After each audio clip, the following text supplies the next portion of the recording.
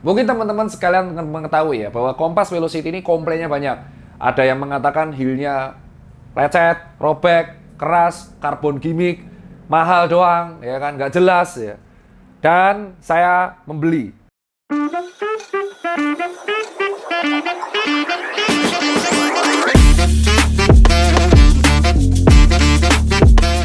Ya, Assalamualaikum warahmatullahi wabarakatuh. Semoga kalian tidak bosan karena saya memakai baju yang sama terus, yaitu Henley warna putih dan denim sake. Karena ini memang lagi padatnya kuliah, kerja, dan kantor, jadi saya pakai baju ini. Sekarang izinkan saya mereview jujur saya, ini YouTube ya. Mereview jujur saya, YouTube. Mereview jujur saya, itu memakai Kompas Velocity Part 2.0. Mungkin teman-teman sekalian mengetahui ya bahwa Kompas Velocity ini komplainnya banyak. Ada yang mengatakan heel-nya lecet, robek, keras, karbon gimmick, mahal doang, ya kan, nggak jelas ya. Dan saya membeli. Bukti belinya adalah di postingan saya di Instagram, bisa dicek oleh Daniel. Dan saya belinya di Kompas Modular ketika ada acara Le Mineral. Kompas ini unik banget ya. Jadi yang Velocity 2 setelah saya pakai, itu heel-nya tidak buat lecet. Dan ini terbukti dari lunturnya indigo denim. Jadi ini terbukti sudah dipakai selama 2 minggu penuh. Dan ternyata di hari ke-8 itu heel-nya jadi empuk. Jadi memang ini kelemahannya dari Kompas sekaligus kelebihannya. Heel counternya ini dari leather. Dan kalau dia pakai leather otomatis keras, tapi tidak keras-keras banget dan tidak lecet. Saya sih nggak lecet ya. Saya bener. Dan kelebihan lagi dari Kompas yang ini saya pakai ya, bukti ya. Nih, lecet, ini kena motor.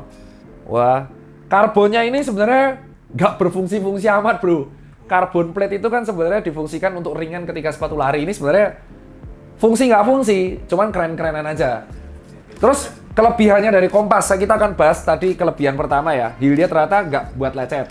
Saya pakai 2 minggu sih nggak lecet. Bukti nih, nggak lecet ya, Nil? Iya. Nih, nggak lecet.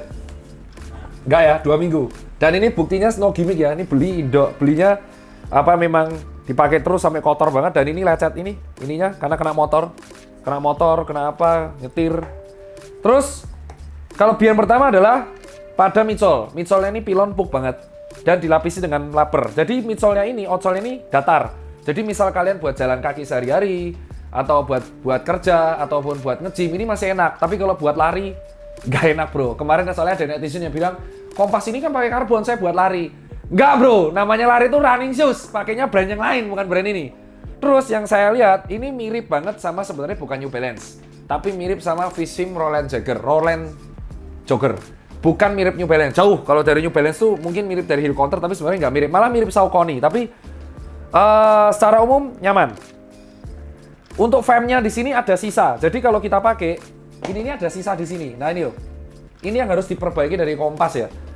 Jadi ininya sisa. Jadi karena terlalu sisa, itu seperti Bulk.